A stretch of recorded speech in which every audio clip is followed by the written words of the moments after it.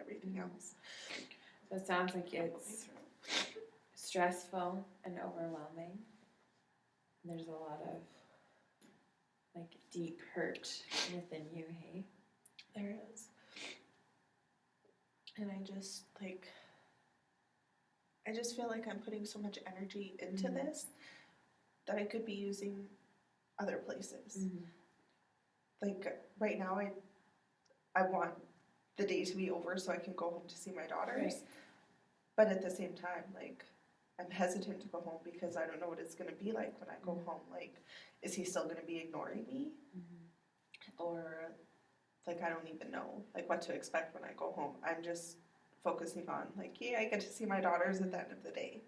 So I just don't know where to go from here. And I feel, I feel conflicted, like, with what my head is telling me and with what my heart is telling me. So can we explore that a little bit? The difference between your head is telling you and what your heart is telling you? Definitely. So I feel like my head is telling me, you don't need this. If he doesn't want to be with you, and like if he still wants to be mad, then let it be. Like, just, you don't need this added stress in what's going on with your life right now. And that's just, my head is just telling me, leave him alone and just let him do his thing. Like, things are going to work out the way they're going to work out. And, you know, it is what it is. Just leave it. If this is the end of your marriage, this is the end of your marriage. Life goes on. You're 28 years old. It's not the end of the world. But then my heart is telling me, like, don't give up and just try to talk to him when you get home. Try to work things out. And, like, you love him. You don't want to lose him.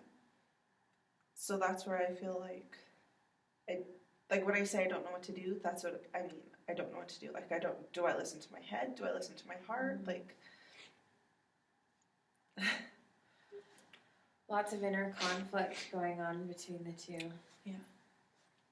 It's hard.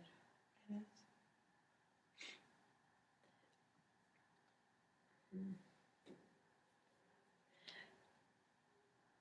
Are you feeling like what? So you go home today, correct? Are you feeling like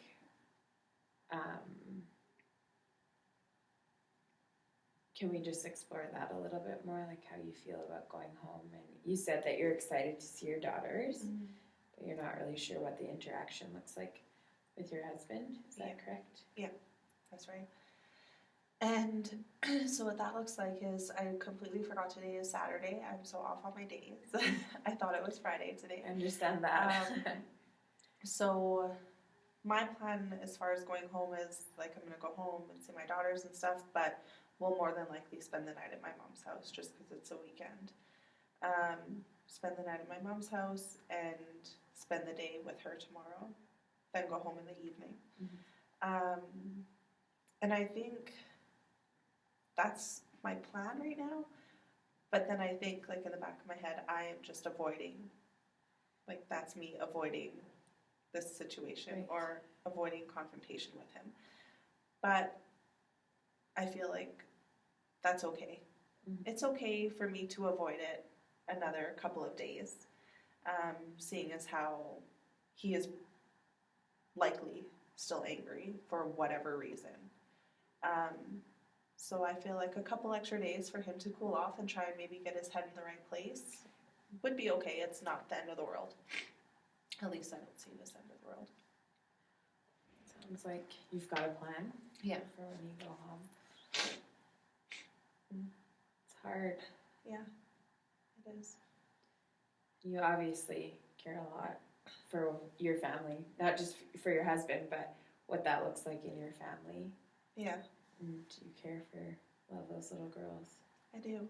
And I just, like, my parents were separated growing up. Like, they separated when I was probably around my daughter's age. And so I never really, like, knew what they were like together and stuff. And so I just always thought, like, I would want my children to grow up with, like, you know, both their parents in the same household and just, like, you know, see what that's like. But, you know, I guess things don't always work out the way that you plan for them to work out. And, yeah. like it's a lot to take in right now, and you're feeling like kind of at a crossroads. What do you do? Because you love him, but then your mind is saying like you don't need this.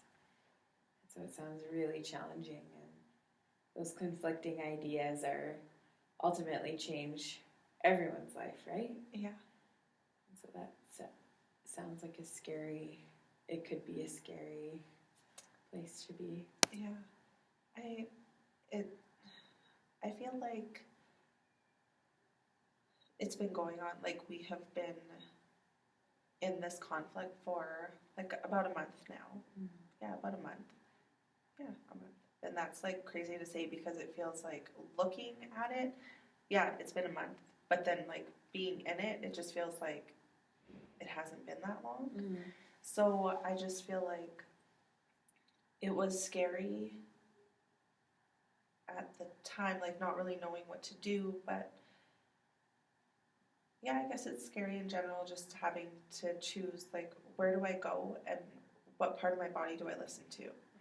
And because you're right when you say like ultimately the decision I make, it shapes not only my future and not only his future but our daughter's future.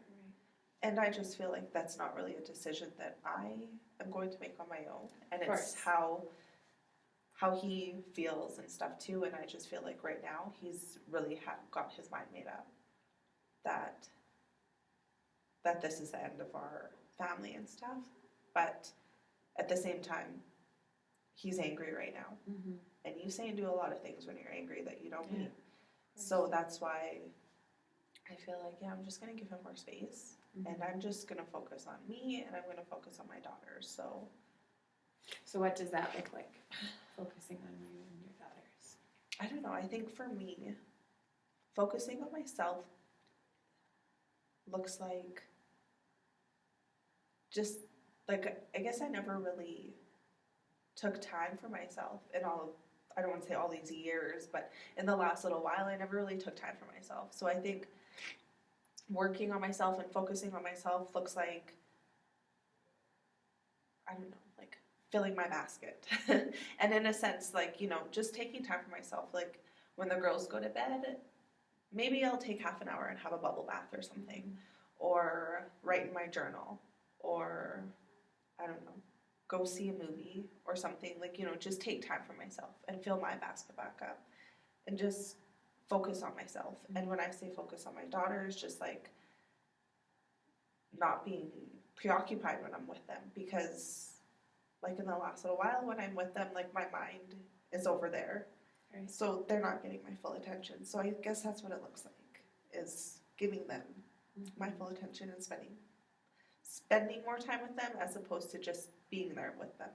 Right. Well, it sounds like you have a good plan as far as taking care of yourself and your daughters. And, yeah. and I never really realized that I had that plan until I just talked about it. Right. And it's important to take care of yourself. And although it's, like you said, you probably haven't in the last however long, and that's been challenging. And it obviously, when you're a mom and you have a job and there's school involved, there's every aspect gets your attention before you get your attention. Yeah, that's right. And so that's good that you're thinking that way. Uh-huh. And I actually came across this, like I was on Instagram, and then I was like just scrolling through, and I saw this picture or whatever, and then it says, I can't remember exactly what it said, but it said something along the lines of, you need to take care of yourself because you can't pour from an empty cup. And I was like, that is so true. So maybe this happened for a reason, and maybe I think everything happens for a reason. So maybe this happened just as like a wake-up call. Like, you got to take care of yourself too, because you're so used to yourself being at the bottom that you got to take care of yourself in order to give, like, you know, to give and to, that just made a lot of sense to me when I saw it. Right, and I can see from what you've said and what I'm hearing is that you're a person that cares a lot about other people. And I'm